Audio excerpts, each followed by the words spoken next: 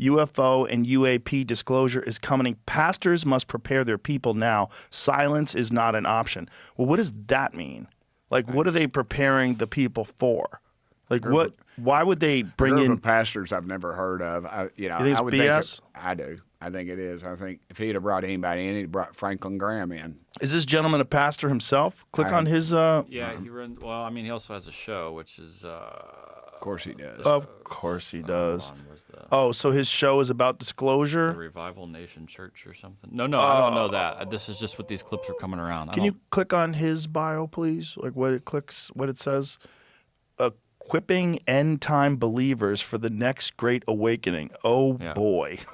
I would warn people that think we're in the end times. The Bible is pretty clear about that. It says that the angels in heaven don't even know when the end times are. When the end's coming. So yeah. Well, I'm always very suspicious of people that say the end times are coming. I remember when I was living in L.A., there was a billboard. Do you remember those billboards, Jamie? Where there was the guy was like saying a very specific date where the end was coming, the rapture was gonna, and then it didn't happen. He's like, I got some bad information. It's coming soon. Yeah. I did my math wrong. I remember. I see those all the time. I just shake my head. It ain't happening.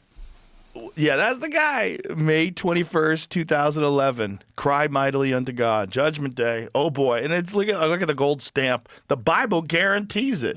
Yeah. By the way, I read the Bible. I never read anything where there's a guarantee of this day. Yeah. May 21st, 2011. Yeah. So when they tell you things, is there anything that they tell you that you could tell us? Like, how much of what they told you is, like, completely top secret that you're not allowed to say until they disclose it? A lot of it. A lot of it. Yeah. Is there anything that really disturbs you? Yeah. We had one meeting, and it got into some stuff that they were talking about and the treatment of people and the capabilities. And this was the treatment of people by these supposed extraterrestrials? Not by our own government, but that we're trying to come forward with this stuff, but also... Yeah, they told me some pretty creepy stuff. So I would, again, I bring this out and then they're busting my ass for it. But what do you think is going on? I think it's a cover up. I think there's something else out there. I do not think we're the best that God can do, and I really just don't know, Joe. There's so many options it could be. One of these groups that met with me, they described several different types of beings, and they go through all of them. How many different types of beings? I don't know, 3, 4, 5. I don't know. It just changes. I don't get caught up in that. And I tell our guys, I say, look, here's the argument. Just say, I just want to know what we're spending tens of millions of dollars on. That's all. I don't care if I don't. It's not about little green man. It's not about flying saucers. It's what are we spending this money on if they say they don't exist? That should be the answer. A question, and the answer will come from that. Okay. So if they do exist, when you say you think it's a cover-up, what do you think they're covering up? I think they really do exist. And I don't think that there's such a finite group of people that actually know it. And you got a lot of charlatans out there that say they know it, and they're out there they're selling memberships. Of course. But I think there's something to it. I'm always very suspicious of anybody who speaks definitively about something like that where you can't possibly know. And then they don't offer up any proof of this. And they say, well, I've seen the pictures. Well, bring me the dadgum pictures. Yeah. But I have seen some pictures, and I have seen video, and I have What's the most convincing thing that you've seen? I don't know. Those guys came out the house. That was pretty convincing. That was before the hearings that we had. How clear was the video? Clear as a screen. I mean, it was pretty clear. And that was pre-AI. AI was such a new thing, and then it fit in with what the Tic Tac videos were, and the heat signature is what I always thought was unusual because it had to have a heat signature, but it didn't. Right. This is 0 point energy, whatever that is. Right. And then the quantum physics angle of it is mind-blowing to me. And you have no knowledge of what's supposed to be released because today's Wednesday. I'm going to know tomorrow at 3. Tomorrow at 3 p.m. Is that when the world knows? No, I think they're going to ask me, just give me a little bit of it. But I got a feeling they're not going to tell me much. I got a feeling they're not going to tell America much. When is it supposed to be disclosed this week? Whatever they're going to disclose? I don't know. You I don't don't know. know. But if they're going to disclose it to us, then it'll be out right as soon as they hang up the phone with some guys. Do and you gals. feel an obligation if they don't release it to try to tell people what you know? I do. I think it's because I don't like it if they're lying to us. And again, I don't think Trump knows. I mean, these people have kept this stuff secret. Here's another thing. I was in one meeting, and a guy said, I said, what about the president on this? And he said, the president's on a need-to-know basis.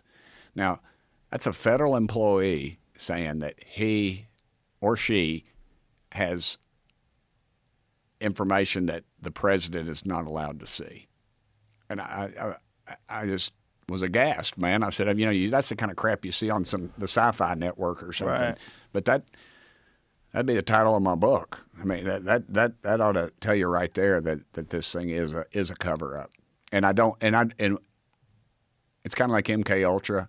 I don't think we're going to get they're not going to tell us everything. I really don't. I don't think they're going to give us half of what we should get. But you think we're going to get something? I think we'll get something. Do you know Hal Puthoff? You know Hal Puthoff? Do what? Do you know Hal Puthoff? No, Do I you know don't. who he is?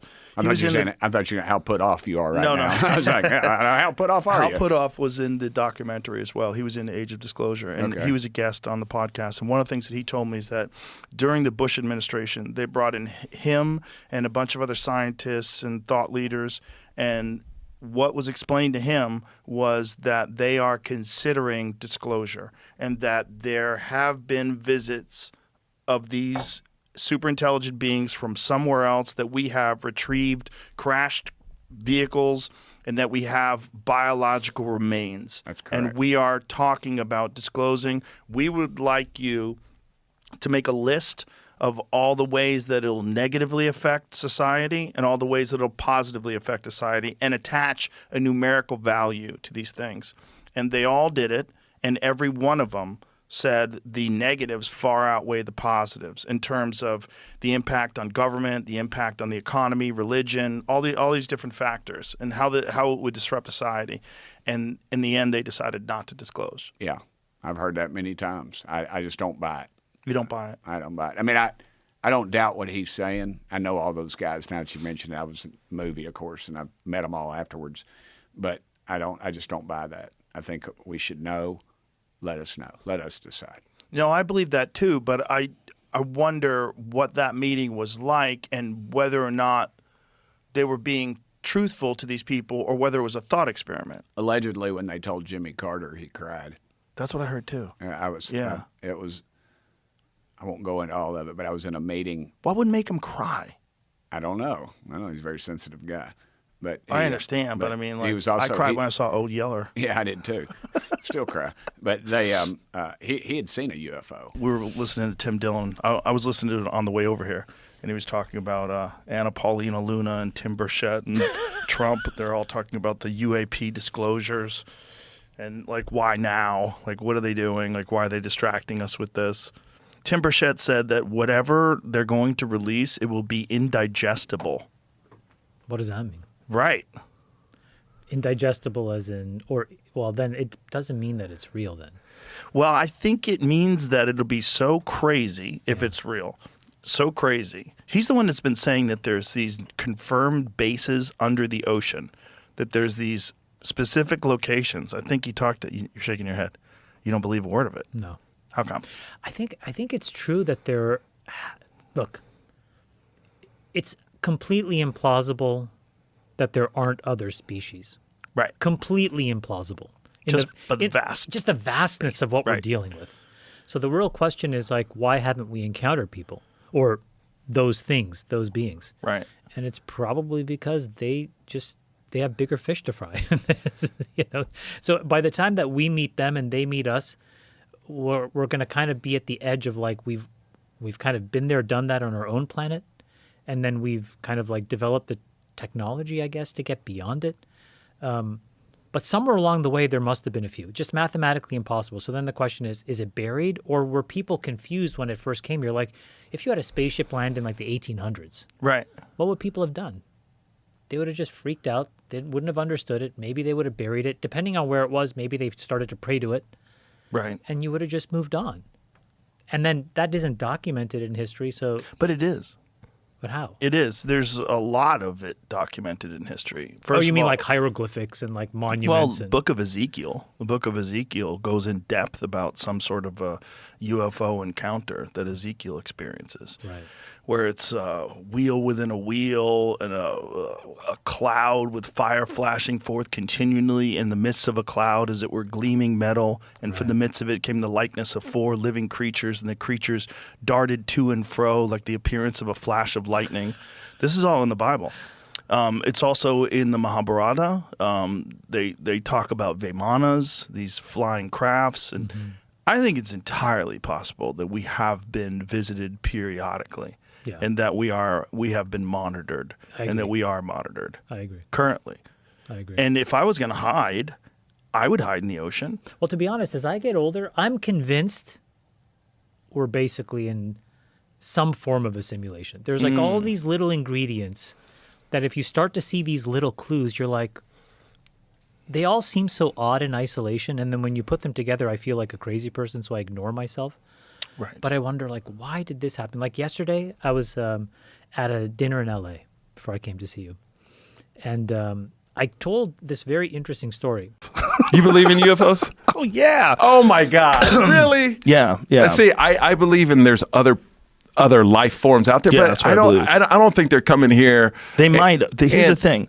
They might. Well, why not think it? But- Just because here's one thing I do believe. Most people are full of shit when Yeah. it comes to like most of their stories. Like it's hard to find a person that could just tell you what happened based on what they really remember. People want to jazz things up and they want to add salt and pepper. and Yeah. They Had just sex with me, did this, did that. They don't necessarily tell you the truth. They tell you what they think is going to be an engaging story that kind of represents the truth, maybe. Especially when it's a weird thing like you saw something in the sky. What did you really see? How long did you look at it for? How many seconds was it? Well, I mean, here's the problem I have with UFOs. I believe there are UFOs, but I don't think they're coming here. Why they're- would you say that? Because that means first of all, if they're coming here, that means their technology is way more advanced than ours. Right. So why would they care if people saw them? They would show up if I was an alien and I was that far ahead of us. I would land that bitch right in the middle of Times Square and be like, "What? We are here." But why would you do that? But why wouldn't I? Well, Why for am a I couple hiding reasons. in fields where nobody can see us? Are you aware of how we treat uncontacted tribes? Yes, to Yeah, a point. But to a point. But what I'm saying is, if you're that far advanced, they know. If they're coming here, they know. They're way smarter than us, Right. Because they've traveled here, Right. And we don't even know from far distances we can't even imagine. And they're here. They don't have to hide. It's But just do you like think they do it because they have to hide? Or do you think maybe they do it because we can't handle it? Because we can handle it. why would they care if we could handle it or not? Because here's the problem. Whenever any civilization has ever encountered a civilization far superior to them, the results have always been catastrophic every single time. Every time Europeans have invaded North America, every time the Spanish visited the Mexicans, every time that this has happened, it's been a disaster. And this is human beings. If there was something that came down here from another planet and was so unbelievably sophisticated that it could travel through vast distances in space and had insurmountable, impossible technology, that we would look to it for all of our answers. It would become our new daddy. It would completely disrupt all of our governments. It would disrupt all of our religions. It would disrupt every single belief system we have. And people would fall apart. They wouldn't know what to do. Psychologically, it would be devastating. Look, I'm not a doctor. But- I'm not a psychologist, but I know most people would not be able to handle it. I understand that, but why would they care? Because it that's would my be- whole point. Because why would they care about Because us? they would be affecting our culture. But they wouldn't care. But why wouldn't they care? But why would they care? We care about animals, bro. There's a reason why we Yeah. have wildlife protection agencies. We have that because we care about animals, and animals don't even know we're a thing. Okay, if you're a deer living in the forest Mm-hmm. and you're 2 years old, you might not have ever even seen a person. You don't even know what the fuck we are. But we're trying to keep those deer alive. We spend billions of dollars every year protecting them. We do that because we care about wildlife.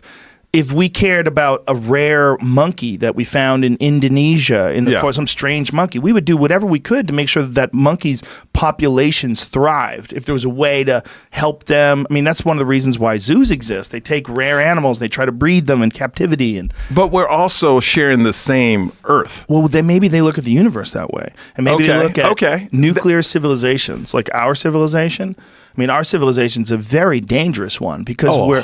we're a bunch of semi-hairless monkeys with nuclear weapons. I mean, we're fucking nuts, bro. Oh, yeah. And we're obsessed with sex. We jack off to our phones. We're taking pills to keep our dick hard. We're all on speed. I mean, We all have ADD. I mean, these are and we lie. We lie about shit. We lie about things that people did to us. We pretend people did worse things. We pretend that we didn't do things to people. We lie about stealing. We lie about money. We lie about all kinds of things. I mean, people are So you're thinking Crazy. aliens are thinking about all that before they come down. Of course they would. Why See, wouldn't they? Because But why wouldn't they? I guess I'm coming from a human point of view where we don't give a shit about anything. But and- here's the thing, that's not true. We do give a shit about things. That's why when you go to the Galapagos Islands, you're not allowed to take your shoes Yeah. that you walked around Los Angeles and walk around the Galapagos Island because people have done that and they've gotten seeds from their shoes stuck in the sand over there, or the ground over there, and then new plants grow that are invasive species. We're worried about ecosystems. We really okay. are. That's No, why I give it- humans. That's where we're worried about invasive species. Well, that's a good thing. That's the more sensitive you are, though, the more you have to consider all the possibilities, and that's what could keep you up. Like, Right, dumb people or sleep send like you a down brick. the UFO wormhole, right? We talked about that right before the podcast. Yeah, there's this guy that's coming on. His name's Dr. Robert Schock, and he's a geologist from Boston University, and he's worked on. There's some real scientists that believe it's entirely possible that the Sphinx and a lot of the construction in Egypt is far older than they think it is. I know all about this. Do you know all this? I know Okay. all about Do you know this. about Robert the rain Schock? runoff and how Yes, much yes. erosion has occurred around the Yes. base or around the pit Mm-hmm. and it absolutely couldn't have been done depending on like the way the Sphinx is built, where it's located, the siting, Yeah. where its level is far older. So Yes, they think it was somewhere in the neighborhood of 9,000 plus BC because that's when back then the Nile Valley was a rainforest and somehow or another became a desert. And this guy's legit Boston University professor, geologist. He's traveling all over the place, but he's here for some UFO conference, and the UFO people wanted him to mention the UFO conference, and I'm like, fucking Christ with UFO conferences. You guys don't have anything. If you had something, it would be, what are you going to get together in a fucking Marriott somewhere and show some blurry picture of some fucking hubcap that someone chucked up into the air? Like, there's nothing. Everything that they look at falls apart under scrutiny. There's like a Okay. few videos. okay, I'm going to push back on Please this. do. Please do. Let's just say, what about, do you know the Disclosure? Yes, Disclosure Project. Yes. Okay, there was their first press conference when they got all the. I tend to be impressed by the military, ranking members. I'm sort of like, if you were guarding missile silos and you say you saw something hover above it and deactivate. I'm probably going to check that out a little harder. And there were just so many people that stood up, in that press conference and said that they absolutely had seen evidence, met extraterrestrials, seen the crafts, like in hangars, etc. Yep. And to me, they didn't look like they had that much imagination. They're the kind of people that I didn't think could really. I mean, did you find that convincing at all? No. Here's why. No. No. They're the just guy like a who did whole the- bunch of liars, a whole line That's of Stephen liars. Greer, right? The Disclosure Project It's is not Stephen so much Greer's about thing. him. Yeah. He doesn't appeal to me as much as the people that he brought on, who were mostly military Yeah. guys. Here's the thing pilots. about military. Anybody who's in the military is a person. if you get 100 people together, one of them's out of their fucking mind. If you get 1 million people, you've got a shit ton of people that are out of their fucking mind that are running around that want extra attention. One of the best ways to say one of the best ways to get extra attention is to say you've had some extraordinary experience that separates you from the pack. It's one of the main points of delusion that people that are really out of their fucking mind will want to point to. I see things in people. I can read auras. I can tell. I'm a psychic healer. I'm an intuitive person. They all have this thing that separates them from the herd without any work whatsoever.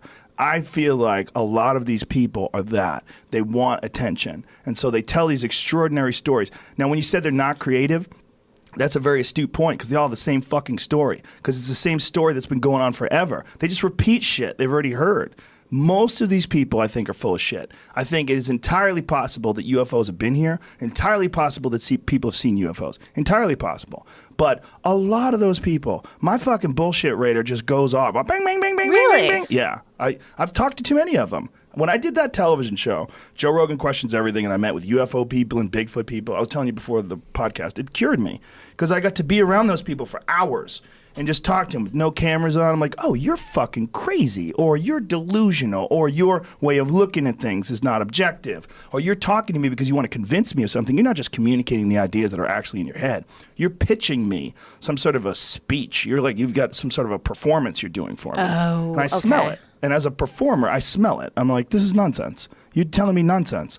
You know, they would tell, well, you want evidence? I'll back a truck up and show you the evidence. I'm like, where's your fucking evidence? You don't have any should have evidence. brought it today. I mean, like, Yeah, well, here's the exactly. thing. Did they seem as off kilter in everything else they talked about? Yes. Okay, yes, so they everything. did. That Relationships, jobs, they're all screwballs. They're almost all screwballs. The people that are most convincing are the people that see these orbs flying around. The pilots. Yeah, well, the reason why they see these things is there's a real phenomenon called ball lightning. It's absolutely real, and it's caused by various weather conditions, and they think that it can even be caused sometimes by the right weather conditions and the shifting of tectonic plates, that somehow or another the Yes. friction. Yes, and that these ball lightning, if you've ever seen videos of it, it's phenomenal. It just flies around. They've even had it inside airplanes. Somehow or another, ball lightning has shot down the aisle of an airplane while it was in flight. I've actually seen it. Have you really? I've actually Where seen have you ball seen it? lightning on a flight that was struck by lightning. Whoa. It was pink. And it sounded like a giant BB gun hit a tin can. Oh, yeah. Oh, you were in a plane that was hit by lightning? Yes. Holy shit. That's intense. The Joe Rogan Experience. Don't make me copy and paste. I'm lazy. I mean, dude, the way AI is being implemented into the phones now, too, you'll be texting with somebody, and then they give you the suggested response. You can have a conversation without even having a thought, just by keep on doing this, and you'll get somewhere. I bet kids do. Oh, Like, yeah. Make it more romantic. Yes, Make me dude. more of a feminist. Yeah, dude. What's the feminist perspective on asking her to date? Yeah. It's funny. It's weird. People don't know how to talk anymore. They don't know how to discern what's true and what's not true. Everything's coming down the AI. And the AI is opening up a portal to talk to the aliens. I did hear this. Yes, this is very important. This is Frank Sinatra's son, here to tell us that Nancy's the AI... brother? Yes. Whoa. Yes.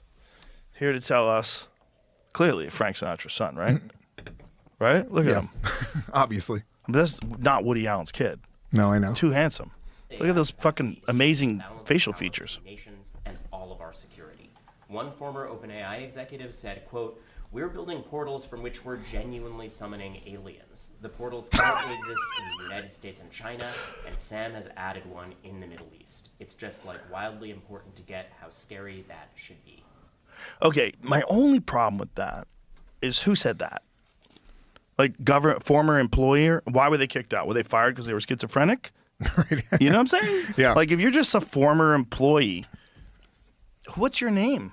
Right. What is your story? Did you get arrested for having like 52 machine guns in your trunk at a border crossing? Like, who are you? Why are you a former employee? Right. If you had such insight, why didn't they keep you? Right. Yeah. You know about the alien portals and they let you free.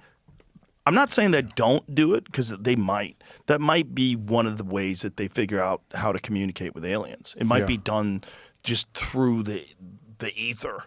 into a computer. It might be done through AI. Like AI gets a signal from another fucking planet where there's another AI, where they go tap into some fucking universal internet of AI. That's not unfathomable. They're already talking to each other. They have AI chat rooms, man.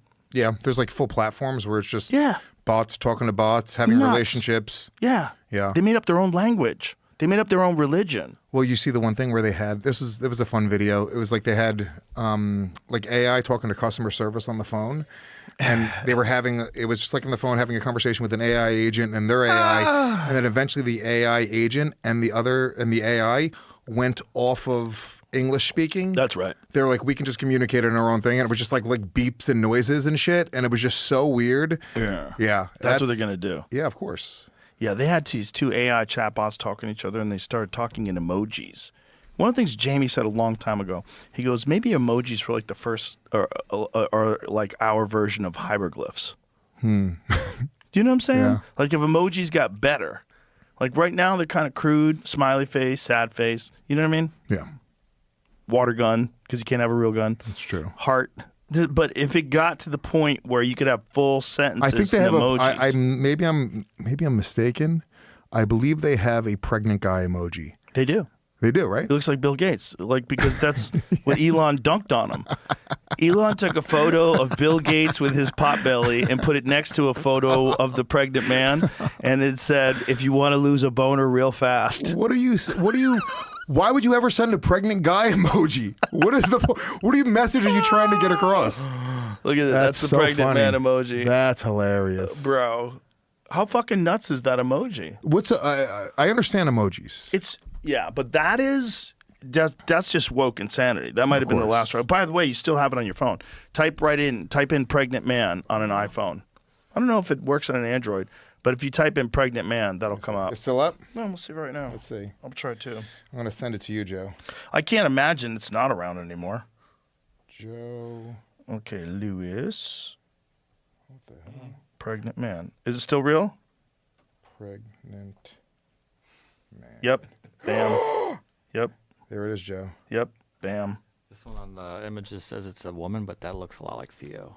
That's crazy. Theo's pregnant. That's a woman? That's what it says. Yeah, So that's, lesbian. That's a lesbian. Pregnant lesbian. Lesbian. That's okay. They should put an AI Subaru behind her. I know what you're doing there. There's something with AI. What was the fucking The pregnant man one's nuts. Like how many requests? Is it a starfish? I think if you try to ask AI to show you, look this up, Jim. It's a certain emoji. If you ask, it glitches out AI. If you ask ChatGPT to, seahorse. But before we do that, I want to know what's going on with this employee. Who is this employee that is a former employee that says they're opening up portals to talk to aliens? I want to know if I should take this seriously. Like, who is the guy? Are they saying anything about him, or are they just saying a former employee?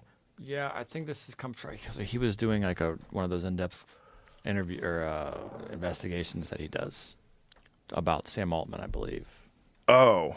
And I don't know where this clip was going viral, but it's just maybe a clip. I don't even know where it came from. Maybe Sam Altman knew that they were writing a story about him, and it's like, let's make the story really retarded. And now send Mike out and tell him that he's tell him to tell Ronan that he's a former employee and that we're making portals to talk to aliens and that we're all so demonic. Just to make him look like an asshole. Yeah, we'll just make the story completely retarded.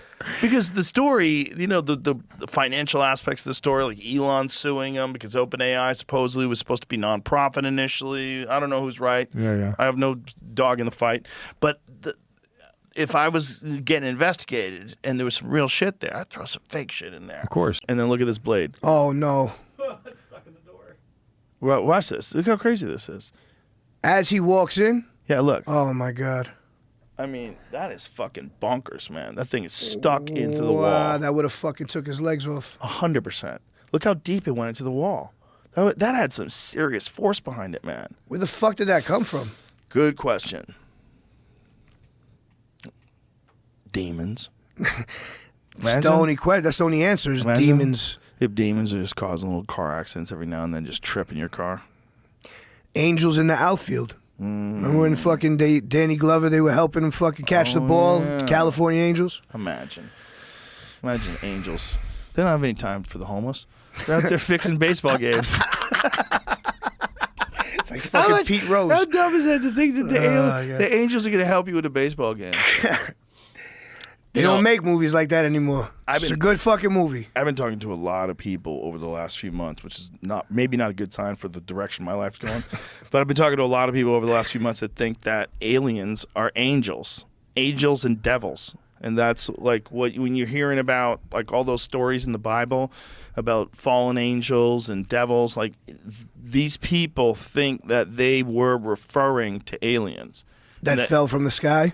No, it's just the term, the way they're phrasing it is like fallen angel, meaning like Satan, and that there's good angels and bad angels, there's demons and angels. What these people believe, and I don't necessarily agree with it, nor do I even understand it enough that I can argue against it, but they believe that all these stories are really referencing a spiritual force that's always here all the time and sometimes exists in the physical form.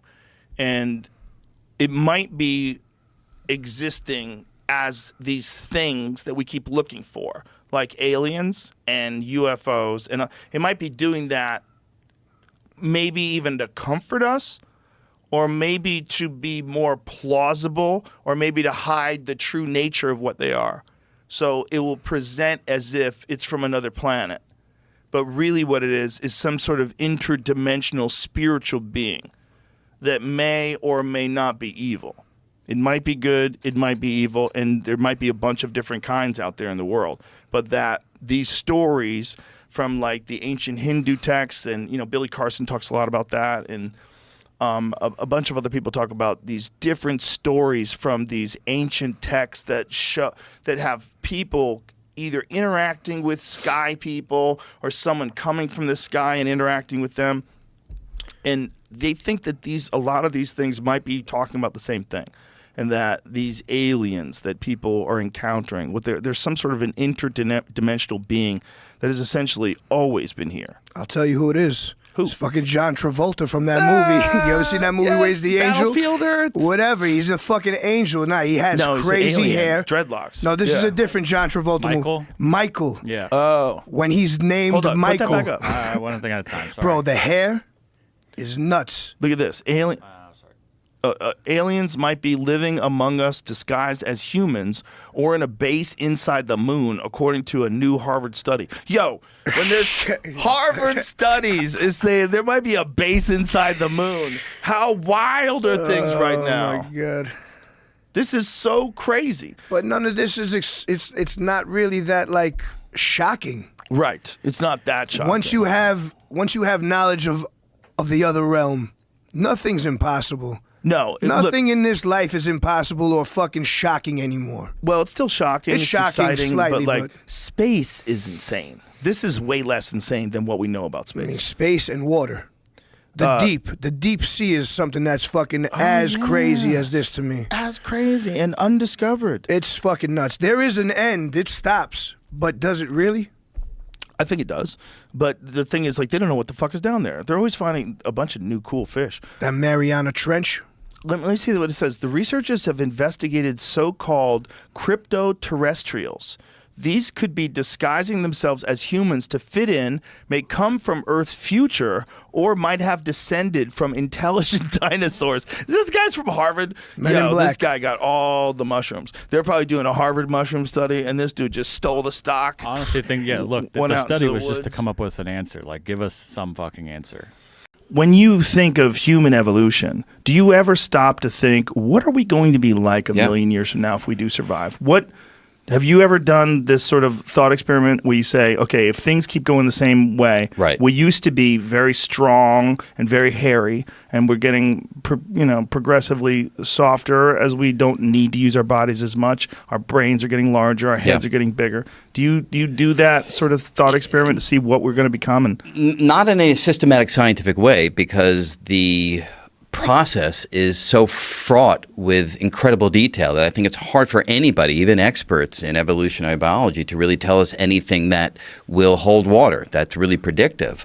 But on a general level, yeah. I mean, because people often wonder, why is it that we haven't been visited by aliens, right? This is a thing that comes up whenever you're talking about other life inside the I was universe. gonna get to that in a minute with Yeah, you. but the answer to that could be quite straightforward. Nobody out there cares about us because we're so ill-developed. We're so young on the cosmic scene that there's nothing interesting for them to find here on planet Earth. So to me, there's a natural explanation for why there can be other life out there, and yet they don't hang out around planet Earth, just the way we don't hang around an anthill to try to have a conversation with, what's going on inside that particular structure. I buy that argument the least. You do? Really? Yeah, Okay. because we're interested in butterflies. Butterflies are so boring. We're interested in moles. We're interested in interested in squirrels. we're interested in them for very specific reasons, Sure. right? So typically we're interested either because we want to see the evolutionary development that yields this particular life form, or because there's a general curiosity about how this object is put together. If these other beings are so far beyond us that those kinds of taxonomy questions are no longer of any interest, then hanging around here may not hold anything for them to make the journey and stick around long enough for us to notice. I don't buy that, again, for two reasons. Okay. One, because why would we assume that they're so far beyond us that they wouldn't be interested in these talking monkeys with thermonuclear weapons who dominate an entire planet? Yeah. That would be fascinating. If Right, we but found some planet Right. somewhere where people are, the politicians all lie to themselves, everyone gets video through the sky, they fly in metal tubes that hurl over the oceans. Right. They pollute the oceans and eat all the fish. Like, these people are fucking crazy. Yeah. We've got to go there and check this out. But imagine that this civilization, the notion of lording over a planet is like us talking about, the ant lording over a grain of sand. So they may be galactic as opposed to planetary in their hegemony. And the notion of some little tiny rock orbiting some nondescript star in the suburbs of this completely ordinary galaxy off there on the side may not have the kind of pull that you imagine that it does. Oh, I disagree. We think it's interesting when we see a chimp use a rock to open up a nut. We think it's interesting that, there's an amazing photograph of an orangutan that's spearfishing. Have you ever seen it? I have seen that actually. It's really yeah. cool. Right. No, it is. He learned it from people apparently, but it's Yeah. still interesting nonetheless. Right, but I don't think 100 years from now we're going to be as interested in Really? these kind of qualities, or 1,000 years from now, or 10,000 years from now. Well, why So- would we assume that these things that come here from another planet are more than 10,000 years? Well, advanced? that's a very good question, and I think the answer to that is we look at the history of the cosmos until today, and let's just call it our universe to be concrete, 13.8 billion years, and we look at life on planet Earth, and it's a handful of billions of years old. So in a handful of billions of years, you can go from some complex molecules to human beings. I like how you say it like it's not that long. It's not that long because know. Imagine that life began a few billion years earlier in some other system. Stars and galaxies, they were starting up, a billion years after the Big Bang. So it could be that life in other worlds has a head start on us by a few billion years.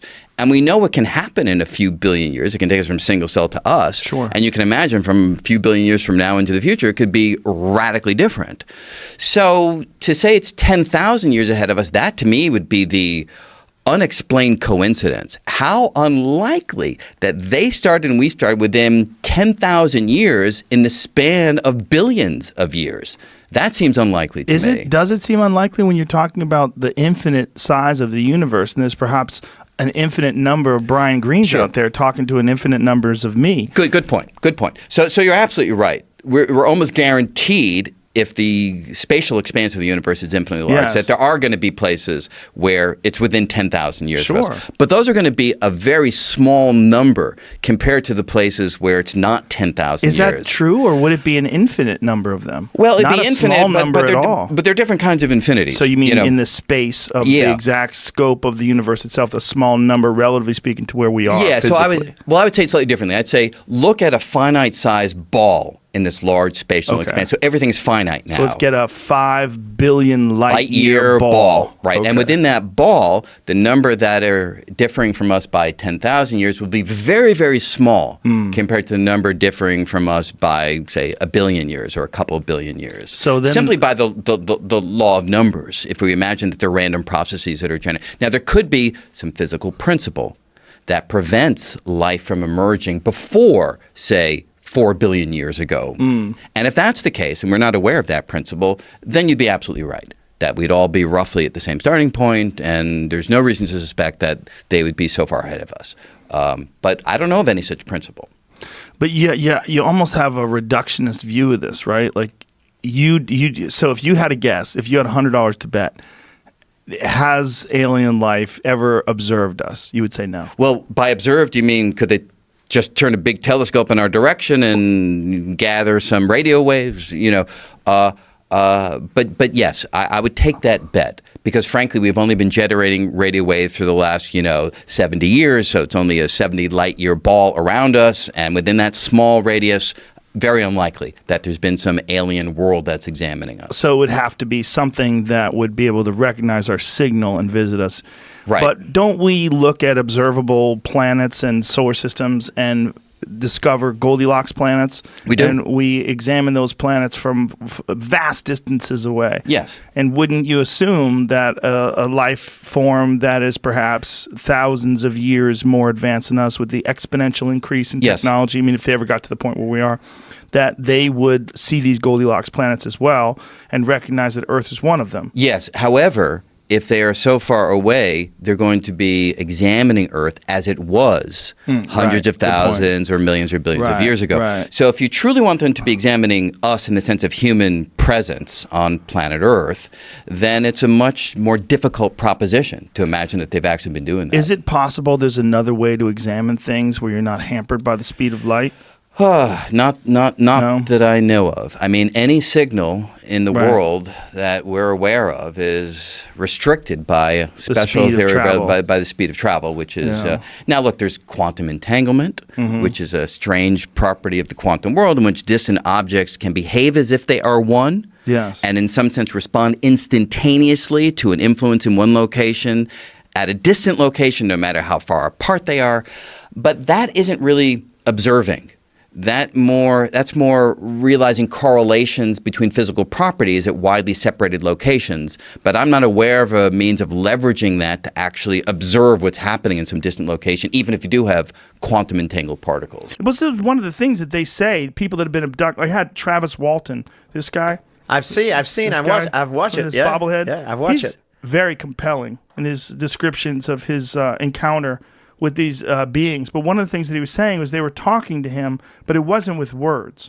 Like they were communicating with him, and he understood what they were saying, but it wasn't. They weren't saying things in a like, "Hey, Travis, why don't you relax? Because we're here from planet fucking whatever it is." The information was flowing faster Yes. because it was like boom right away. What I think, you get it. Yes, they were explaining things to him in some sort of a telepathic way. Wow. And it was mind-blowing to him. And I think that that's probably the future of communication. Just like you can transmit information from phone to phone, right? You can call people. They're nowhere near you, but you can talk to them. You can send a video to someone. It's going through the air. It's just data, right? It's just information. Do you think Travis and Bob Lazar and all these guys that have extraordinary claim believe what they are telling you? I Yes. don't know if what they believe is true, but what do you think they believe what they are telling you in a way that they're not lying, they're telling the truth of what they're believing? I can't tell for certain, but I believe Bob Lazar. I believe what he's saying is true. I believe he's telling me. Now, Bob, he had one moment where he was passing by a window and he said he saw something that was small and these people were standing over it, and he didn't know if it was an alien or whether it was some sort of a form that they were trying, like a doll or something that's supposed to represent the size of an alien or some sort of a model of an alien.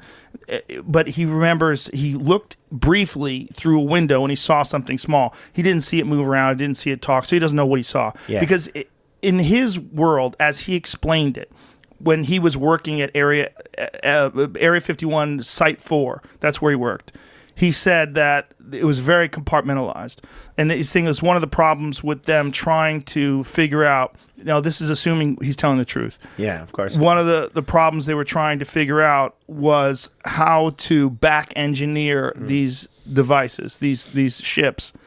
But the problem was they weren't allowed to communicate with other people outside of this very limited group of people that had access to these vehicles. And the people that were involved in the metallurgy were not allowed to communicate with the people that were involved in whatever the propulsion system was. They didn't understand what they were trying to decipher these things. But he said, and if you listen to the podcast that I did with him, that it didn't work because the scientific method requires multiple people to communicate and share ideas and to explain, and they didn't do that. You can't improve like that. Right. You need to share idea. Right. You can't do something and compartmentalize everything. But my communication with him, I don't know if he was telling me the truth, but he didn't seem deceptive. And he's a brilliant guy.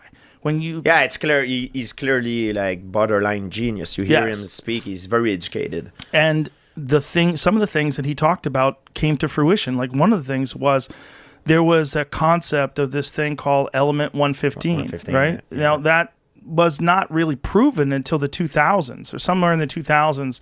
They used a particle collider and created this thing where it was a very unstable, very short-lived particle.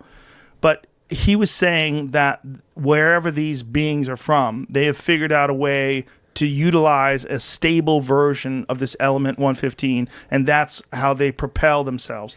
The things that he was describing were also exactly the same things that were experienced by Commander David Fravor, who was a guy who is a jet pilot. I saw, yeah. Yeah, and so he experienced this thing move in that same direction, that same way, where there was no visible propulsion system, but they tracked this thing going from 80,000 feet above sea level to 1 in 1 second.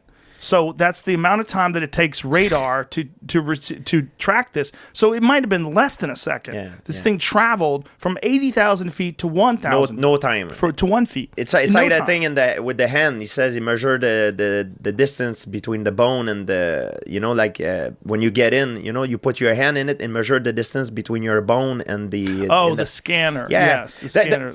There is a lot of things like this. And, like Zachariah Sitchin was...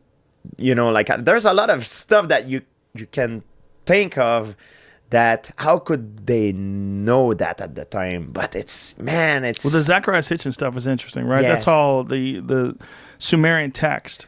The Sumerian text is some fascinating stuff because it's all from 6,000 years ago. And by the way, Zachariah Sitchin, he's very controversial. There's even a website called SitchinIsWrong.com, and it's basically scholars of ancient Sumerian who say that his translations are completely off. But even if his translations are off, there's still a lot of really confusing stuff about ancient Sumer. And one of the things is their depictions of the solar system. They had a depiction of the solar system 6,000 years ago that shows the sun in the center, and it shows all of the known planets in the outside, and they're relatively accurate in terms of the size. Yeah, and how about the formation of the Earth? Tiamat, Marduk. I don't remember which one is what, that's the formation of the Earth. That's the model that Yes. we use today. Well, the scientists... The asteroid belt, Yes. that's the model that we use today. How did he know that at that time? I don't know how they knew that. When you're saying it's Earth 1 and Earth 2, and what that means is that there was an original version of Earth, and then Earth was hit by another planet at some point in the distant past, and that's what created the moon, and that's also what created the asteroid belt. That goes on the different direction than the rest of the planet. Like they knew that too. Well, there's also a thing called Bode's Law, and Bode's Law measures the distance between planets, and it's based on the mass of the planet, and they figure out, because of the mass of the planet, how far these planets are from each other. And one of the things that fucks that up is the asteroid belt. I think what I might be wrong about this, but the distance between Mars and Jupiter is one of the things that screws that up, and they think that's explained by the asteroid belt, that some collision created this asteroid belt and created all of the, I mean, there's something like 900,000 known near-Earth objects that were created by the impact of these planets. One thing I believe, and I'm sure you're the same because you had a lot of these guys on your podcast, like Graham Hancock, Yes. Randall Carson, John Anthony West. Like Yes. there's clearly knowledge that we've lost Yes. in the past. Like this is for sure. Like just think about the Library of Alexandria. Yes. Man, imagine the knowledge that it was in there before it burned. I you know. Imagine. Oh man, Imagine. People thinks we lost like 1 millennia, like just when it burns. That Well, of knowledge, medicine, botany, Yes. science.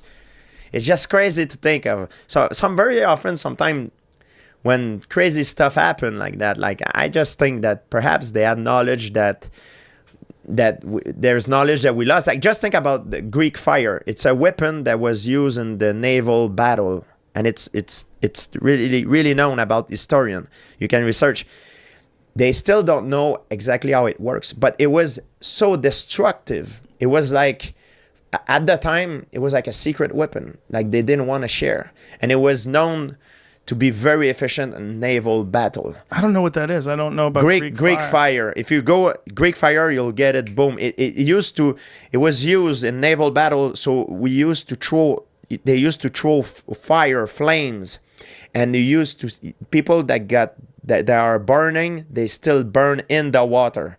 So they think it was made with some kinds of petrol or they still don't know. They cannot recreate it. And it's clearly something that a lot of historians have talked about. It's called Greek fire. It's just an example that it's clear that it's a technology that we have lost. Well, if you just look at the pyramids, the pyramids are a perfect example of technology lost. It's almost like the best example. Like those ancient civilizations almost letting everyone know, hey, there is information that we have that's so above and beyond what's expected of people from this era.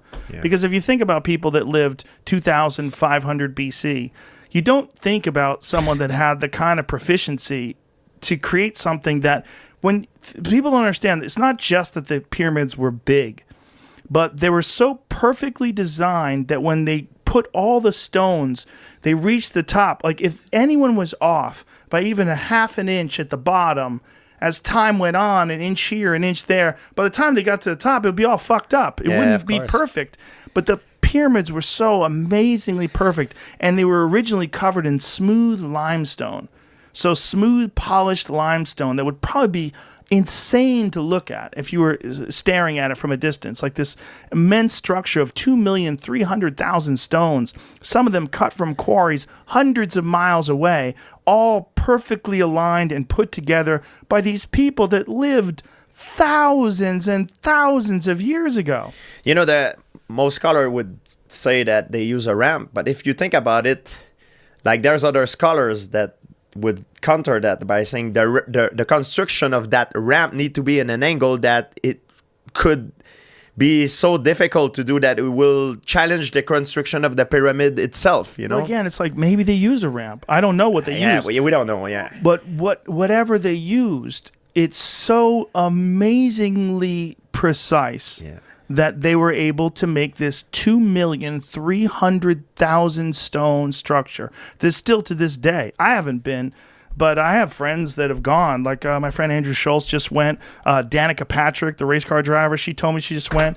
People that I know that have been. My friend Eddie Bravo, when he went, he's like, you get there, you're like, what the fuck? Yeah. It's so big, apparently. It's like an awakening. Yes, that our idea of what it is, when you see it in a photograph, it looks incredible. But I guess I need to go. Because I guess when you see it in person, it's just like a complete reset. Like it recalibrates what people are capable of, because you have to think like, man, this is 4,500 years old. Think It's about amazing. Darren Kuyu, Gobekli Tepe. Yes. Man, it's Gobekli Tepe's the thing that 10,000 happened- years older, yeah, right? Yeah, it's like 12,000 years old. You know, At least. Like Yeah. how do you conceive that? And sometimes what happened is that it get and infected by other civilization that passed there after that Yeah. construction. So they think they are the one that built it. I think is it Pumapunku, the one that Yes. there's clearly two different technology. You see the stone are perfectly aligned with like perfectly cut. Then you Yes. have other stone that are just on top, like it's like a butcher's job, you know, and it's clearly not the same technology, the same people that build these two layers, you know. Right. So Well, it's that was just also fast. John Anthony West's concept of Egypt, that there's multiple eras, and that if you go deeper, like some of the stuff that they found when they dig deeper in the sand was a different construction method. It looked different designs, but still equally complex and fascinating. It's like there's probably many eras of human civilization, and there's probably been whatever it is, whether it's disease or some sort of a natural disaster or something that happened. Asteroidal impact was John Anthony or was Randall Carlson's and Graham Hancock's. Yeah. That's their theory. Is 12,000 years ago, Yeah. at the end of the Pleistocene era. Yes. But Homo sapien is date to 3,000 years old. So imagine How many? 3,000. No, Homo sapiens. Homo sapiens 3,000. I think it's older than that. I think it's several hundred Three- thousand. 300,000. Sorry. Oh, yes, Three- yes, yes, 300,000. yes. Sorry, my English. Yeah. Oh, right, Homo right. sapien is 300,000 in Morocco. That's just I'm 100% sure. That's why I read about this kind of stuff. I think they think it's somewhere in that neighborhood. Yeah. Yeah. But so if you take that 300,000, 300,000 time for an evolution. Right. Why would it be only in the last 10,000 years that we would, invent such immense structures? It's kind of strange. It doesn't make sense to me. Well, it's also we're so different from all the other animals. Like we're the only animal that wears shoes. We're the only animal that wears clothes. We're the only animal that really manipulates its environment the way we do. I mean, other animals think, bees make beehives and shit like that, but they don't do anything even remotely interesting in comparison to what we're capable of doing and what we have done for thousands and thousands of years. And why? One of the things that Bob Lazar said that he was taught when he was at Area S4, at Area 51 S4, was that one of the things that they were telling him was that human beings are the product of accelerated evolution, and that these creatures occasionally come back to check upon our progress. And which is crazy. Wow. But that might be how it works throughout the universe, is that these beings that are very far advanced, they come back and they see these creatures that are pretty close, and they give them a little boost. They push them ahead a little bit, because otherwise it would take so long. And maybe we don't have the amount of time because of the fact that we're in this fucking shooting gallery of asteroids, that these things come down and whatever progress you make is wiped out by impacts or by supervolcanoes. It's crazy, but it's not that crazy. If you look at the belief of human being through evolution, like in ancient Greek, they believe in they were believing in different gods, they like in different times, different civilization had different belief. Now some people believe Jesus walked on water, which is fine too. That's their belief, If you believe that human was, the result of alien beings, it's another belief, It's not. Everybody believe in different things. It's not that crazy if you think about what we're doing. 3,000-year-old spaceship, United States Navy, and an American flag. And what's interesting is they never actually fully explain it. But the implication is, and what they believe happened, is that this was a time-traveling craft that somehow went back in time, or alternately, that it's actually from some distant past civilization that traveled forward in time, like maybe went to space, did some exploring and came back. Maybe the United States is actually a purpose reconstitution of the branding and social structures of some long-lost society from 500 million years ago. I'm not saying that's necessarily what's happening. But I think that that's actually more likely than it being aliens from another galaxy coming to where we are. It's just, that is actually harder for me to believe than something that is of our own little local solar sphere and just really truly bizarre and not being taken seriously. Why is that harder to believe? Why is space travel harder to believe than time travel? It's mostly all of the or dimension travel. So dimensional travel, like that's totally believable. It's specifically the thing I think is least likely is that using normal conventional physics that we understand, it's people coming from another place that's many light years away coming to where we are. It's a matter of we haven't observed anything that could do that. We haven't seen any synthetic material that could do that. We haven't seen any natural phenomena that could do that. Right, but if you just go back 200 years ago, a cell phone's impossible.